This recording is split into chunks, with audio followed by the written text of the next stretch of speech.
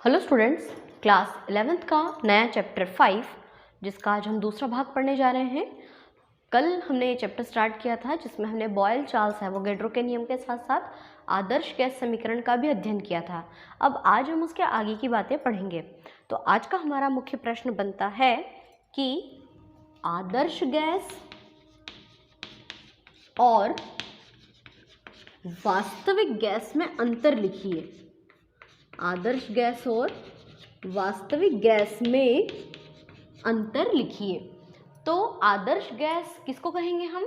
वह गैस जो हर कंडीशन में आदर्श गैस समीकरण यानी PV बराबर nRT का पूर्णतः पालन करती है। जो आदर्श गैस समीकरण का पूर्णतः पालन करती है हर कंडीशन में, उनको तो हम कहते हैं आदर्श गैसें। लेकिन वास्तविक गैसें कौन होती हैं? जो केवल निम्न दाब और उच्च ताप, केवल ये दो कंडीशंस पर ही, निम्न दाब और उच्च ताप पर ही PV बराबर nRT का पालन करती हैं, वो वास्तविक गैसें कहलाती हैं, है ना। आदर्श गैस तो हर कंडीशन में PV बराबर nRT यानी आदर्श गैस समीकरण का पालन करेगी, परंतु वास्तविक गैस वो होती हैं जो केवल निम्न दाब और उच्च ताप पर ही PV बराबर nRT का पालन करती हैं। दूसरी बात, आदर्श गैसों का कोई अस्तित्व नहीं है, है ना। जो हमारी आदर्श गैसें होती हैं उनका कोई अस्तित्व नहीं है, इस दुनिया में कोई आदर्श गैस नहीं है, सिर्फ इमेजिनरी है कि हाँ भाई आदर्श गैस कोई होती होगी। लेकिन जितनी भी गैसें हैं, संसार की समस्त गैसें कैसी हैं? वास्तविक गैसें हैं। संसार की समस्त गैसें वास्तविक गैसें हैं, ठीक है। आदर्श गैस तो कोई भी नहीं है, परंतु सारी गैसें वास्तविक गैसें होती है। अगला, आदर्श गैसों के अणु। आदर्श गैसों के अणु का जो आयतन होता है, अणुओं का आयतन पात्र के आयतन की तुलना में नगण्य माना जाता है ना। अब देखो, आदर्श गैस तो कोई है ही नहीं, है ना। ये यूं बोल रहे हैं कि मान लीजिए हमारे पास में एक डब्बा है, एक पात्र है ना, और इस पात्र के अंदर आदर्श गैस भरी हुई है। तो ये यूं बोल रहे हैं कि इस अणु का आयतन, आदर्श गैस के अणु का आयतन पात्र के आयतन की तुलना में नगण्य है। मतलब यूं कहते हैं कि पात्र का जो आयतन है उसकी तुलना में आदर्श गैस का कोई आयतन नहीं है। तो भैया आदर्श गैस कोई है ही नहीं इस दुनिया में, तो ये वाली बात जो है वो लागू हो ही नहीं पाएगी। यहाँ पर हम क्या लिखेंगे? तीसरा पॉइंट कि वास्तविक गैसों के अणु का आयतन पात्र के आयतन की तुलना में नगण्य नहीं होता है। इनका तो नगण्य माना जाता है, परंतु वास्तविक गैसों का जो आयतन होता है वो पात्र के आयतन की तुलना में नगण्य नहीं माना जाता। गैसों का अपना खुद का एक आयतन होता है क्योंकि गैसें स्थान घेरती हैं। और आखिरी पॉइंट ये है कि आदर्श गैस जो होती है, आदर्श गैसों के अणुओं में कोई आकर्षण नहीं होता है। वैसे भी गैसों का प्रमुख गुण है कि गैसों के अणु में आकर्षण बिल्कुल भी नहीं होना चाहिए। तो आदर्श गैसों के अणुओं में आपस में कोई आकर्षण नहीं होता है, जबकि जो वास्तविक गैसें होती हैं उनके अणुओं में भी आकर्षण नहीं होता है। लेकिन कभी कभी कुछ ऐसी कंडीशन अप्लाई कर दी जाती है कि गैसों को आपस में अट्रैक्ट होना ही पड़ता है। तो यहाँ पे चौथा पॉइंट क्या लिखेंगे कि वास्तविक गैसों के अणुओं में थोड़ा बहुत आकर्षण पाया जाता है। तो ये 4 पॉइंट्स हैं आदर्श गैस और वास्तविक गैस में अंतर। फिर से सुनो, वे गैसें जो PV बराबर nRT का पालन करती है उसको आदर्श गैस कहते हैं, और वो गैसें जो निम्न दाब और उच्च ताप पर ही PV बराबर nRT यानी आदर्श गैस समीकरण का पालन करती है उनको हम वास्तविक गैस कहते हैं। संसार में कोई भी गैस आदर्श गैस नहीं है, जबकि संसार की समस्त गैसें वास्तविक गैसें हैं। तीसरी बात, आदर्श गैस के अणुओं का जो आयतन होता है वो पात्र के आयतन की तुलना में नगण्य माना जाता है, जबकि वास्तविक गैसों का जो आयतन होता है वो पात्र के आयतन की तुलना में नगण्य नहीं माना जाता। आखिरी बात कि आदर्श गैसों के अणु आपस में कोई क्रिया नहीं करते हैं क्योंकि इनके बीच में कोई आकर्षण नहीं होता है, जबकि वास्तविक गैसों के अणुओं के बीच थोड़ा बहुत आकर्षण तो पाया जाता है। तो है ना, बहुत सरल सा ये टॉपिक, आदर्श और वास्तविक गैस में अंतर। अब हम पढ़ते हैं हमारा अगला प्रश्न जो थोड़ा सा इस अंतर में जो वास्तविक गैसों के गुण बताए ना, उसी को फॉलो करता हुआ हमारा अगला प्रश्न है, डाल्टन का आंशिक दाब का नियम लिखिए। है ना, क्या प्रश्न है? डाल्टन का आंशिक दाब का नियम लिखिए। जॉन डाल्टन का नाम सुना है ना हमने, फर्स्ट चैप्टर से पढ़ते आ रहे हैं, उसी जॉन डाल्टन की बात है। तो जॉन डाल्टन ने सन 1807 में ये नियम प्रतिपादित किया था। किसने किया था? डाल्टन का नियम है तो डाल्टन ने ही किया था।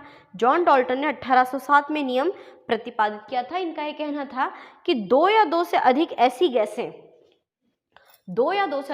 गैसों का मिश्रण जो आपस में कभी क्रिया नहीं करती हैं, उन्हें यदि हम किसी एक पात्र में बंद कर दें तो उस पात्र का जो दाब होता है, पात्र का जो कुल दाब होता है, वो दोनों गैसों के आंशिक दाब के योग के बराबर होता है ना। काफी लंबा नियम है। क्या कहता है इस नियम के अनुसार कि यदि दो या दो से अधिक ऐसी गैसें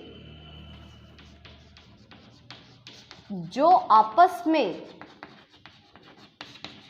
क्रिया नहीं करती हैं, जो आपस में क्रिया नहीं करती हैं, है ना, यदि दो या दो से अधिक ऐसी गैसों का मिश्रण जो आपस में क्रिया नहीं करती हैं, उन्हें एक पात्र में बंद कर दिया जाए, उन्हें एक पात्र में बंद कर दिया जाए तो उन गैसों के आंशिक दाब का योग पात्र के कुल दाब के बराबर होता है। ठीक है, इतना बड़ा नियम है कि जब दो या दो से अधिक ऐसी गैसें, इमेजिन करो कि दो या दो से अधिक ऐसी गैसें जो आपस में बात नहीं करती हैं, तीन चार ऐसी सहेलियां जो आपस में बात नहीं करती हैं, उनको एक कमरे में बंद कर दिया जाए तो क्या होगा? तो उन गैसों के द्वारा जो दाब लगाया जाएगा वो आपस में लड़ेंगी, वो दीवारों से टकराएंगी, अपना सिर फोड़ेंगी। तो उनके द्वारा जो दाब लगाया जाएगा, तो प्रत्येक गैस का अलग अलग दाब का जब हम योग करेंगे तो पात्र की दीवार के आंशिक योग के बराबर होता है। अब इस बात को समझने के लिए अपन इसको चित्र के रूप में समझते हैं। माना कि हमारे पास में तीन गैस हैं, ए, बी और सी, है ना।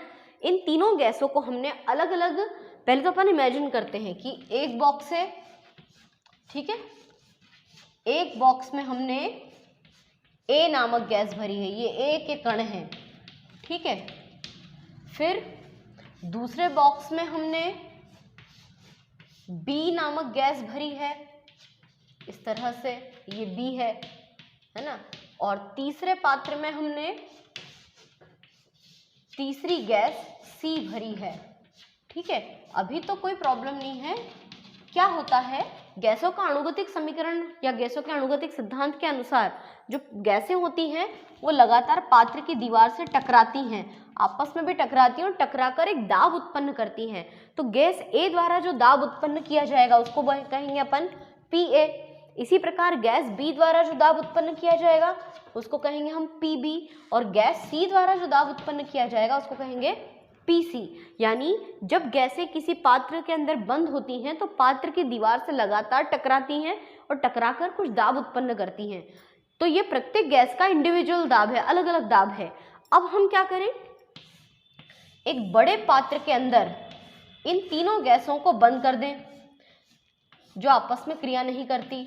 मतलब हमने क्या करा, एक पात्र में ए को भी भर दिया, बी को भी लिख दिया यहीं पर, है ना, और यहीं पर हमने सी नामक गैस को भी रख दिया, है ना। ए बी सी से ये पूरा पात्र भरा गया। अब क्या होगा, अब ये होगा कि ए के अणुओं द्वारा कौन सा दाब लगाया जाएगा, PA, बी के अणुओं द्वारा भी दाब लगाया जाएगा और सी के अणुओं के द्वारा भी दाब लगाया जाएगा। तो इन सभी अलग अलग गैसों का जो आंशिक दाब है, इन सब दाबों का जो योग होगा वो पात्र की दीवार द्वारा उत्पन्न योग P के बराबर होगा। तो P क्या चीज है? कुल दाब। और ये PA, PB और PC क्या है? क्रमशः ABC के आंशिक दाब। तो यही तो है डाल्टन का आंशिक दाब का नियम। डाल्टन का आंशिक दाब का नियम क्या कहता है कि जब दो या दो से अधिक ऐसी गैसें जो आपस में कभी क्रिया नहीं करती हैं, उन गैसों को अगर हम एक पात्र में बंद कर दें तो पात्र में बंद होने के बाद उन सभी गैसों द्वारा जो दाब लगाया जाएगा उसको आंशिक दाब कहेंगे। उन सभी दाबों का जो योग होगा वो कुल दाब के बराबर होता है। बिल्कुल सिंपल सा ये नियम है। तो डाल्टन का आंशिक दाब का नियम भी मुझे लगता है समझ में आ गया होगा। इसके बाद अपन एक अगला टॉपिक पढ़ते हैं, गैसों के अणुगतिक सिद्धांत को समझाइए। गैसों के अणुगतिक सिद्धांत को समझाइए। और गैसों का जो अणुगतिक सिद्धांत है वो इसी चित्र से आपको एकदम क्लियर समझ में आएगा। तो गैसों का अणुगतिक सिद्धांत जो था, अलग अलग वैज्ञानिकों ने अपने हिसाब से प्रयास किया था। 1738 में बर्नौली नाम के वैज्ञानिक ने सबसे पहले इसको समझाने का प्रयत्न किया था। बर्नौली प्रमेय सुना होगा आप लोगों ने, उन्होंने ही इसको समझाने का प्रयोग किया था। फिर बाद में क्लॉसियस और क्रोनिंग, सन बताया गया है 1857 की क्रांति याद होगी आपको। क्लॉसियस और क्रोनिंग, इन दो वैज्ञानिकों ने मिलकर इस सिद्धांत को समझाने का प्रयास किया। फिर बाद में मैक्सवेल और बोल्ट्जमैन, इन्होंने इस सिद्धांत को प्रतिपादित किया। मतलब कितने सारे वैज्ञानिक हैं, बर्नौली, क्लॉसियस, क्रोनिंग, मैक्सवेल और बोल्ट्जमैन, इन सब लोगों ने मिलकर अणुगतिक सिद्धांत को समझाने का प्रयत्न किया। तो इस सिद्धांत के अनुसार पहला पॉइंट ये बताया गया है कि प्रत्येक गैसों में बहुत अधिक संख्या में सूक्ष्मतम कण होते हैं, है ना। क्या बताया इन्होंने कि प्रत्येक गैसें जो होती हैं वो सूक्ष्मतम कणों से मिलकर बनती है। जैसे ये देखिए, ये आपको यहाँ पे डस्ट दिखाई दे रही है, धूल उड़ती हुई नजर आ रही है, तो ये क्या है? करोड़ों कणों से मिलकर ये डस्ट बनी है। छोटे छोटे सूक्ष्म, प्रत्येक गैसें छोटे छोटे सूक्ष्म कणों से मिलकर बनती है। फिर दूसरी बात, पहला पॉइंट क्या है कि गैसें सूक्ष्म कणों से मिलकर बनती है ना। दूसरी बात क्या है कि जो ये सूक्ष्म कण होते हैं, ये सूक्ष्म कण लगातार गति करते रहते हैं और तीव्र वेग से गति करते हैं। कण लगातार गतिमान रहते हैं, मतलब कंटिन्यूअसली गति करते रहते हैं और इनके वेग में कोई कमी नहीं आती है। ठीक है। तीसरी बात,